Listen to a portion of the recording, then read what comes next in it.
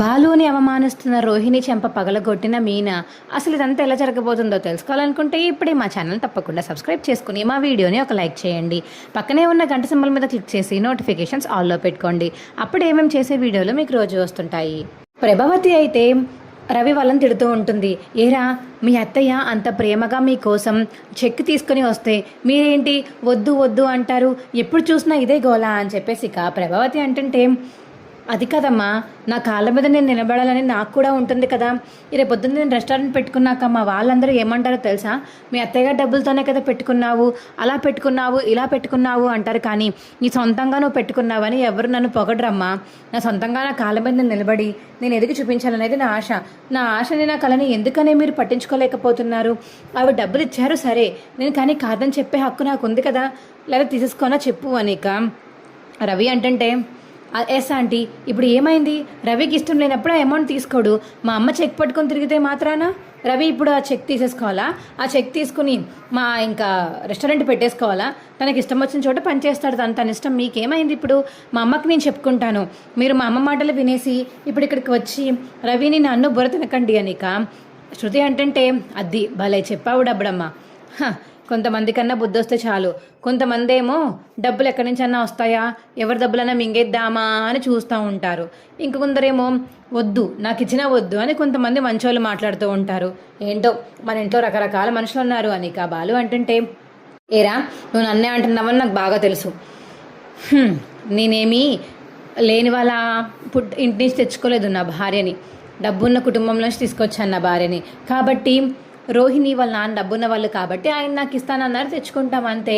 ఇప్పుడు నీకేమైంది అని చెప్పేసి ఇక మనోజ్ అంటుంటే, అవునవును, చాలా డబ్బున్న వాళ్ళే. ఎన్ని డబ్బులు ఇచ్చేసారా నీకు ఇప్పటికొచ్చి? ఒక 2 కోట్లు ఇచ్చారా, 3 కోట్లు ఇచ్చారా? విల్లా కొనుక్కోవడానికి 1 కోటి రూపాయలు పంపించారా? ఏంటో చెప్తే కనీసం నమ్మినట్టన్నా ఉండాలి. ఏం చెప్తున్నావు ఏంటి అర్థం కావట్లేదు నాకు. నీ భార్యకి ఎంత వస్తుందో ముందు వెళ్ళి చూడు.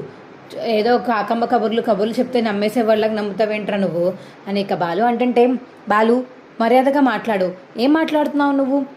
అసలు ఏం మాట్లాడుతున్నావు నీకన్నా అర్థమవుతుందా అని రోహిణి అడుగుతుంటే, నేను ఏం మాట్లాడుతున్నాను నాకు తెలుసు పార్లర్ అమ్మా. నువ్వు అసలు ఎక్కడి నుంచి వచ్చావు? అసలు నీ ప్రూఫ్ ఏంటి? మీ నాన్నగారు ఏరి? మీ నాన్నగారు అసలు మలేషియాలో ఉన్నారని, కనీసం బిజినెస్ ఏం చేస్తున్నారు అనేది తెలియాలి కదా మాకు. 300 కోట్లు ఉన్న మీ నాన్న కనీసం మలేషియాలో ఎవరికి తెలియకపోవడం ఏంటి?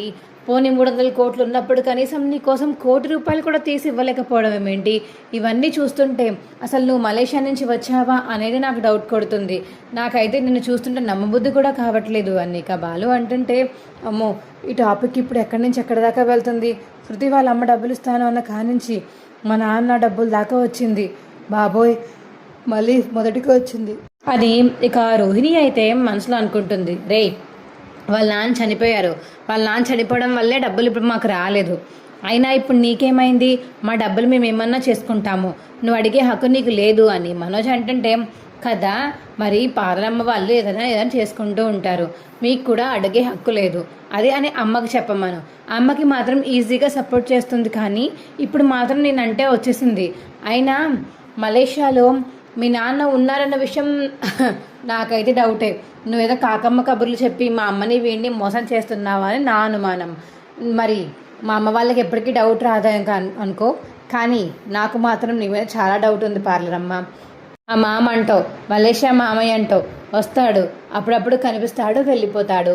ఏంటో ఆయన అసలు ఇక్కడ ఉంటాడో లేకపోతే మలేషియాలో ఉంటాడో లేకపోతే అండర్ గ్రౌండ్లో ఉంటారో ఎవ్వరికీ తెలియదు అని చెప్పేసి బాలు అంటుంటే, బాలు ఇక ఆపుతావా? మా నాన్నగారు చనిపోయారు కాబట్టి ఆ ఆస్తిలో 1 రూపాయి కూడా మాకు రాలేదు. ఇప్పుడు ఎందుకని అవన్నీ లాగుతావు? మా నాన్న చనిపోకపోయి ఉంటే ఎంతో కొంత ఆస్తి మాకు వద్దని తెలుసా నీకు? ఆ విషయం బోల్డ్ డబ్బులు ఉన్నాయని చెప్తున్నాను కదా అనిక రోహిణి అంటుంటే, అబ్బో, ఇప్పుడు మీ నాన్న చనిపోయాడు సరే, మరి నీ పెళ్ళైన సంవత్సరం నుంచి మీ నాన్న ఏం చేస్తున్నాడు? జైలుకి కూడా 2 నెలల క్రితమే కదా వెళ్ళాడు మీ నాన్న. మరి 2 నెలల క్రితం ముందు ఆ 10 నెలలు ఏం చేశాడు? 1 రూపాయి కూడా పంపించకుండా వాళ్ళ అల్లుడిని అలాగే ఊరంటా జాబులు లేకుండా పార్క్లో పడుకొని పల్లీలు తినమని, గుడి ముందు కూర్చుని అడుక్కోమని చెప్పాడా మీ నాన్న? అవేమీ తెలియదు, కానీ ఇంతకుముందు పెద్ద పొలమని డబ్బులు పంపించేసి ఇప్పుడు చనిపోయారు కాబట్టి డబ్బులు రావట్లేదు అన్నట్టు చెప్పకు పార్లరమ్మ. ఫస్ట్ నుంచి మీ నాన్న దగ్గర నుంచి 1 రూపాయి కూడా రాలేదని నాకు బాగా తెలుసు. వీడు పెద్ద ఓవరాక్షన్ చేస్తున్నాడు, డబ్బున్న కుటుంబం నుంచి నన్ను పెళ్లి చేసుకున్నాను, నాకు అందుకే డబ్బులు వచ్చేస్తున్నాయి అని బాగా ఓవరాక్షన్ చేసి మాట్లాడుతున్నాడు.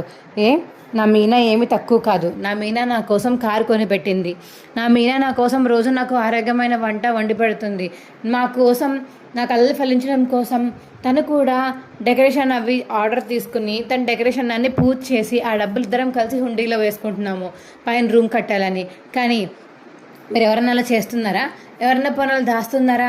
ఎవరిది వాళ్ళు ఖర్చు పెట్టుకుంటారు, ఎవరిది వాళ్ళు దాచుకుంటారు. కానీ మేమిద్దరం ఖర్చు పెడతాం, మేమిద్దరం దాచుకుంటాం. అది నా మీనా అంటే. ఇంకొకసారి లేని కుటుంబం నుంచి వచ్చిందని నా మీనాని ఏమైనా తక్కువ చేసి మాట్లాడావంటే నీకు మర్యాద దక్కదురా మనోజ్ అని చెప్పేసి ఇక బాలు అంటుంటే, ఏంటి ఇప్పుడు ఏమైందని? ఉన్నమాటే కదా అన్నాడు మనోజ్. మీ ఆవిడ ఏమి డబ్బున్న కుటుంబం నుంచి రాలేదు కదా, మీనా లేని వాళ్ళ కుటుంబం నుంచే వచ్చింది కదా. కనీసం మెల్ల పుసులుతాడు కూడా చేయించలేని వాళ్ళ అమ్మ నాన్న ఎందుకు పనికి వస్తారులే అని ఇక రోహిణి అంటుంటే, డబ్బుడమ్మా మర్యాదగా మాట్లాడు అని చెప్పేసి ఇక బాలు అంటాడు. మీకు మర్యాద ఏంటి? మా ఆస్తితో పోలిస్తే మీ ఆస్తి కనీసం చిల్లి గవ్వ కూడా ఉండదు అనిక రోహిణి అయితే బాలుని మరియు మీనాని చాలా తక్కువ చేసి మాట్లాడుతుంటే ప్రభావతి చాలా మురిసిపోతూ చూస్తుంది వెనకాల నుండి. ఇదేంటి రవి, రోహిణి ఏంటి ఇలా మాట్లాడుతుంది? అత్తయ్య గారు ఏమైనా ట్రైనింగ్ ఇచ్చారా ఏంటి? అత్తయ్య గారు ఉన్నట్టు మాట్లాడుతుంది, చూడలేకపోతున్నాను. అయినా మా అమ్మతో స్టార్ట్ అయిన గొడవ ఇలా అవుతుందని అనుకోలేదు నేను అని ఇక శృతి రవి అయితే మాట్లాడుకుంటారు. ఇక ఈ గందరగోళం అంతా చూసిన మీనాకి చిరాకు వచ్చేసి ఇక రోహిణి చెంప అయితే పగలగొడుతుంది. దెబ్బకి ఇంట్లో అందరూ సైలెంట్ అయిపోతారు. ఏంటి మీనా, నన్నే కొడతావా? అవును కొడతాను, లేకపోతే మెడ పట్టుకుని బయటికి గెంటేస్తాను, పీక పిసికేస్తాను. ఏమనుకుంటున్నావు నువ్వు? రోజు ఫోన్లే పాపమని వండి పెడుతుంటే ఆకలితో ఉంటున్నారని వండి పెడుతుంటే నన్ను ఇన్నేసి మాటలు అంటారా? నా కుటుంబాన్ని ఇంత తక్కువ చేసి మాట్లాడతారా? అవును మేము డబ్బు లేని వాళ్ళమే, కానీ ఈ ఇంట్లో లాగా ఒక మనిషిని ఒకలాగా ఒక మనిషిని ఒకలాగా చూసే వాళ్ళం కాదు మేము. ఎవరైనా ఎక్కడైనా అందరూ సమానమే అన్నట్టు చూసే కుటుంబం మాది. చిచి, అసలు మీకు చెప్పడం కూడా వేస్టే. ప్రేమ ఆప్యాయత అభిమానాలు లేని ఈవిడికి నీకు బాగా సరిపోతుంది, మీకు చెప్పాల్సిన అవసరం కూడా లేదు అని మీనా అంటుంటే, ఎంత కోపం వస్తే మాత్రం ఇంటి పెద్ద కొడలు తన్నెలా కొడతావు? అతనికి బోల్ డబ్బులు ఉన్నాయి, ఆ డబ్బులతో పోలిస్తే నువ్వెంత? అంత డబ్బున్న అమ్మని కొట్టే హక్కు నీకు ఎక్కడది అని చెప్పేసి ఇక ప్రభావతి అంటుంటే, కొట్టడానికి డబ్బు హక్కు అక్కర్లేదు అత్తయ్య గారు, పౌరుషం చాలు, పొగరు చాలు, ఆత్మాభిమానం చాలు, ఇవన్నీ చాలు తిరిగి కొట్టాలంటే. ఆ అమ్మాయి ఎలా మాట్లాడిందో చూసాక కూడా నేను కూర్చుని ఊరుకోదలుచుకోలేదు, అందుకనే రోహిణి చెంప పగిలింది అని చెప్పేసి ఇక మీనా అంటుంటే, అబ్బో మీనా చాలా గట్టిగా ఉన్నావు మీనా, నువ్వు భలే కొడుతున్నావు తెలుసా అనిక బాలు అంటాడు. పదండి లోపలికి వెళ్దాం అని చెప్పేసి ఇక మీనా బాలు అయితే లోపలికి వెళ్ళిపోతారు. ప్రభావతి ఇక ఏం మాట్లాడకుండా సైలెంట్గా తన రూమ్లోకి అయితే వెళ్ళిపోతుంది. దా రోహిణిదా మనం కూడా వెళ్దాం అని ఇక మనోజ్ అయితే రూమ్లోకి తీసుకువెళ్ళిపోతాడు రోహిణిని. ఇంకో పక్క ఇక మీనా అయితే పైన చాలా కోపంగా కూర్చుని ఉంటుంది. అదేంటి మీనా, ఎందుకు అలా కొట్టేశావు? కొట్టాల్సిన అవసరం లేదు కదా, లేకపోతే ఏంటండి ఇష్టం వచ్చినట్టు ఎవరు ఇష్టం వచ్చినట్టు వాళ్ళందరూ మాట్లాడుతూ ఉంటే చూస్తూ ఊరుకోవాలా? చాలా చిరాకు వచ్చేసింది, అందుకని ఇలా చేశాను అని ఇక మీనా అంటుంటే, సరే చేసావు కదా పడుకో, ప్రశాంతంగా పడుకో అని బాలు అంటాడు. ఇక తర్వాత రోజు మార్నింగ్ అయితే పడుకొని లేచాక మీనాకైతే ఒక ఆర్డర్ వస్తుంది. పెద్ద ఆర్డర్ రావడంతో మొత్తం మీరే పెట్టుకోవాలి అమౌంట్, మీరు మొత్తం అమౌంట్ అయిపోయాకనే నేను మీకు మిగతా అంతా ఇస్తాను అని ఇక ఆ డెకరేషన్ ఆయన అయితే చెప్పడంతో మీనాకి thank you so much sir, ఇంత పెద్ద ఆర్డర్ వస్తుందని అనుకోలేదు, థ్యాంక్ యూ అని మీనా అయితే ఇక డబ్బులు ముందే కట్టేసి అక్కడ సంతకం అయితే పెట్టేసి వచ్చేస్తుంది. ఇదేంటిది, ఎందుకన్నా సంతకం పెట్టించుకున్నావా? ఇక డెకరేషన్ తీసుకున్న దగ్గర ఆయన అయితే మాట్లాడుతుంటే, ఈవిడ మన చింతామణి గారికి పోటీగా ఉందంటరా, అందుకని ఇగో సంతకం పెట్టించుకున్నాను షూరిటీగా, అందులో ఏం రాసిందో కూడా చదవకుండా సంతకం పెట్టేసి వెళ్ళిపోయింది ఈ అమ్మాయి. ఈ అమ్మాయికి ఈ డెకరేషన్ అయిపోయాక ఉంటుంది చూడు, మామూలుగా ఉండదు అని చెప్పేసి ఇక ఆ కస్టమర్ అయితే అంటుంటే, చింతామణి గారు నీకు ఇచ్చారా? అవును, ఈ అమ్మాయిని అనగదొక్కమని ఆ ఆర్డర్ ఈ అమ్మాయికి వచ్చాయని మనమే చేశాము. ఆ ఆర్డర్ వచ్చింది కాబట్టి ఆ అమ్మాయి ఎంతో కొంత తప్పు చేసి ఆ ఆర్డర్ ఫినిష్ చేస్తుంది, ఫినిష్ చేశాక వచ్చిన డబ్బులతో అప్పులు తీరుస్తుంది. కాబట్టి ఇది రొటీన్ కాబట్టి ఆ అమ్మాయికి ఏమీ దక్కకుండా ఆ అమ్మాయి మొత్తం డెకరేషన్ చేశాక ఆ డబ్బులు ఏమి ఇవ్వము, మేము వెళ్ళిపోండి అన్నట్టు మాట్లాడమని చింతామణి గారు నాకు చెప్పారు అని ఇక వాళ్ళు మాట్లాడుకుంటుంటే అప్పుడే ఇక చింతామణి అయితే అక్కడికి వస్తుంది. ఏంటి ప్లాన్ సక్సెస్ అయిందా అని ఇక ఏజెంట్ అడుగుతుంటే, "ఆ, మొత్తం సక్సెస్ అయిందండి. పెద్ద ఆర్డర్ వచ్చిందని 10,000 ఇచ్చాను." హ, తను హాయిగా హ్యాపీగా ఆనందంగా అక్కడి నుంచి వెళ్ళిపోయింది. చూడండి, ఖచ్చితంగా మీనా రేపటి నుంచి ఏడుస్తూ తిరుగుతుంది. తనకి డెకరేషన్ కూడా పూర్తవక చాలా బాధపడుతుంది. మీరు చూస్తూ ఉండండి అని చెప్పేసి ఇక ఏజెంట్ చెప్పడంతో, సరే సరే నేను చూసుకుంటాను, మీరు ఇక బయలుదేరచ్చు అని ఇక చింతమణి వాళ్ళకి చెప్పేసి చింతమణి కూడా అక్కడి నుంచి వెళ్ళిపోతుంది. మీనా, చెప్తాను మీ అత్తయ్యకి ఫోన్ చేసి నేను ఇంకా ఇబ్బంది పెట్టించేలా చేస్తాను ఉండు అని ఇక మీనా వాళ్ళ అత్తయ్యకి ప్రభావతికి అయితే ఫోన్ చేస్తుంది చింతామణి. హలో, చింతామణి గారు.